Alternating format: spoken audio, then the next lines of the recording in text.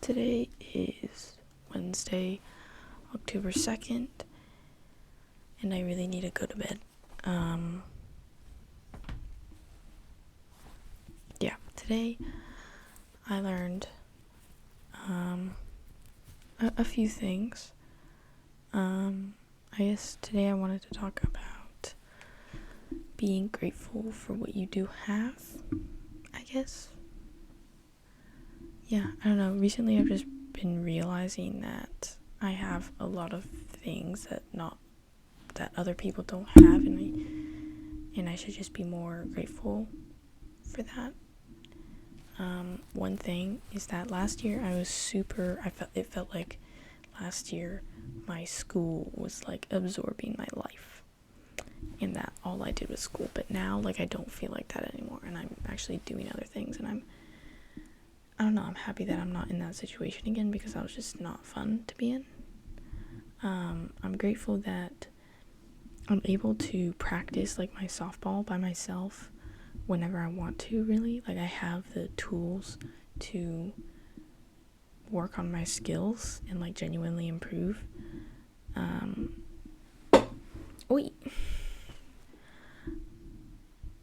grateful that I don't know, I live a very privileged life. I'm homeschooled, so my time, I can just plan out my day however much I want. I have no time restrictive, or I have very minimal time restrictive responsibilities, and I can just plan out my day. I could work out in the morning, or I could work out at night. I could do school in the morning, or I could do it in the afternoon. I can really I have lots of flexibility over my schedule because I'm homeschooled.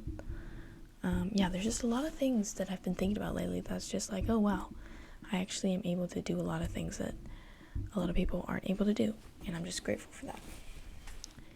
And that just reminds me of the fact that I have no excuse. I have no excuse to not work on my softball skills. I have no excuse to not get my school done, because it's right in front of me, and I have all the tools available to me to help me do those effectively. And whenever I try to make an excuse, it's just me being lazy. I have no excuse for not doing school. There's no excuse I can use to be I can't be I don't want to do school, therefore I'm not going to. That's just not how that works. Life is hard sometimes, and you have to do things you don't want to do. And there's no excuse that you can make to get out of your way of doing something that you don't want to do, because most often you just don't want to do it because you're feeling resistance and you don't like the process of doing that. But that is fixable, and you have the resources to be able to fix that. So there's really no excuse. There's a lot. If you are struggling to learn something, or to try to get better at something, or if you're really struggling with anything, there is so much information out there, and there's so many valuable resources that you can utilize, that there's really no excuse for anything. Obviously there are select things that you can have excuses for, but in general, there is no excuse for not getting better. There's no excuse for not learning this thing you've always wanted to learn. There's no excuse for starting that thing you've always wanted to start. I would say 90% of the time, there's no excuse to not doing something. And you're just being lazy, and you're feeling that emotional resistance, and you're just trying to fulfill your what you want. You're being a little selfish. Even if the thing that you are feeling resistance to doing is something that is ultimately good for you, the reason why you don't want to do it is because you feel a sense of, first of all, is because you feel a sense of you don't want to do that thing, because doing that thing gives you a certain feeling of displeasure. What's the opposite of pleasure? Of pain. It gives you a sense of pain, whether that be emotional or physical or mental or whatever. And you don't like that feeling, therefore you avoid that thing. But there's still no excuse.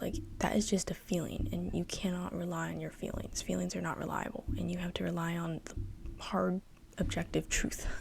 At least for me, I tried to rely on the objective truth.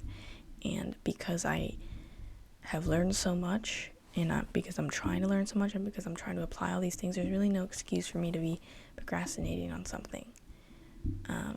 Because I have the tools to be able to do that thing, and I have the tools to be able to push past that feeling of pain, whether it be mental, physical, or emotional, or whatever.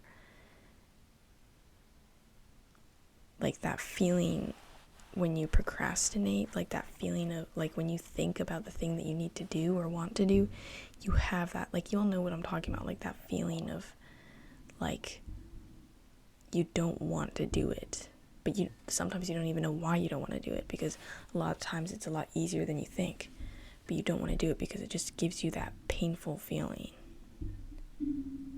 But we can push past that, and those feelings are temporary.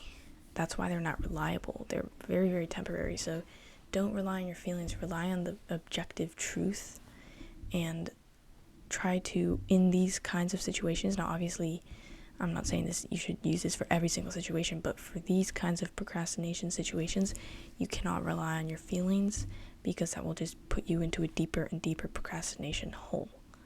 So you need to push past those unpleasant feelings and be objective with what you actually need to get done, and get that thing done. Like, it's so you have no excuse. It's so easy to just start. Whether it be starting a YouTube channel, it's so easy to start a YouTube channel. It's so incredibly easy to start. Now, I'm not saying it's easy to grow, because I'm currently trying to grow and it's hard,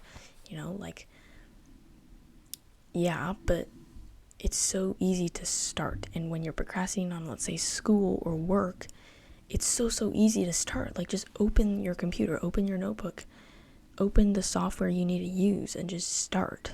It's so easy to start. I feel like for me, my problem with focus recently hasn't really been starting, but it's been maintaining. And because I feel like when I start out so slow that I feel like this isn't even worth it. Like, I'm going so slow and I'm so not focused right now that it's not even worth doing it. So for me right now, my problem is just maintaining focus and trying to increase the capacity of focus that I'm able to use when I just start out. But you can't go from procrastinating and scrolling on your phone to immediately being 100% locked in to what everything you need to do. Like, you can't do that.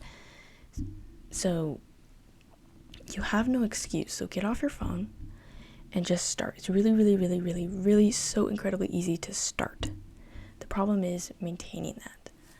How do we maintain our focus, and how do we increase our focus over time? I think naturally, when we're trying to focus and we actually are in the right environment, like we have very minimal distractions, we have a good environment, we know what our objectives are, and we know what we're doing. If we have a good environment like that, then your focus will naturally increase over time, over the hour that you are trying to block out to use that time to focus. So I do think that your focus naturally goes up, and you just have to be kind of patient with that and control the things that you can control. So control your environment, make sure it's distraction free. Maybe put on some noise canceling headphones. Make sure that things are not in your way and that you have access to all of the materials you need. Make sure you know what you're trying to do. Like, what is the objective of this study session or deep work session or whatever? You control the things that you can control within your focus, and then the focus will come along with that, and you just have to be patient. So that, I don't know, focusing is hard. I feel like it's incredibly easy to start, and it's incredibly simple to start, but maintaining that focus is really hard, and that's something that I've been struggling with a lot lately. So yeah, that's kind of my ramble for the day. I guess just your takeaway should be to understand that you don't really have an excuse for anything. If you're in a similar position as I am, you probably have all the tools that you need, and you really have no excuse for not starting that thing you've always wanted to start, or stop procrastinating on that project that you are procrastinating on. Just, you never have an excuse to not start, and it is incredibly simple to start. So just at least bare minimum start on that thing. And to maintain that focus, just control what you can control. Control your environment. Make sure you're in a focus-inducive environment, in that you're not in like some super distraction-y, like having your phone around and like not having all your materials, and like do the obvious things that will help you focus, and your focus will come along with it. Yeah, if you liked this video, then definitely hit the like button. I'm posting every single day daily insights videos just like this one, talking about what I learned today and how I'm trying to implement it into my life, and how you guys can implement it into yours. So if you want to see those kinds of videos, then definitely subscribe. And if you subscribe, then I will see you in tomorrow's video. Bye.